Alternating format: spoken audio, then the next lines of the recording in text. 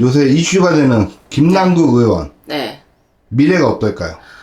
참 많이 지금 말이 많죠.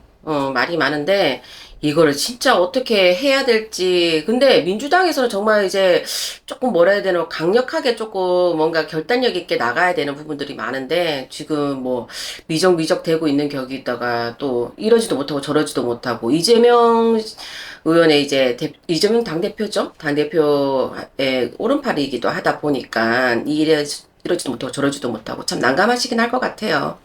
그런데 김남국 의원 같은 경우에는 일단 우리 국민들이 제일 힘들어하는 게 뭐겠습니까? 지금 경제도 힘들고 민생도 힘들고 돈, 금전적인 것 때문에 정말 힘든 국민들인데 지금 민주당 자체에서 지금 돈봉투 사건부터 시작해서 그다음에 김남국 의원의 부정한 부조리한 거죠. 어떻게 보면 비트코인이라든지 뭐 그 여러 가지 주식이라든지 이런 것도 물론 재산을 취득할 수는 있어요. 국회의원이다 보면. 근데 부도덕하게 취득한 거. 그리고 우리 국민들이 정말 힘든 시기 때 굳이 그렇게까지 하실 필요가 있었나 싶은 생각이 들거든요.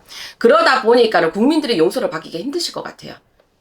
일단 국민의 한 사람으로 생각을 한다면 용서가 우는 좀 어때요?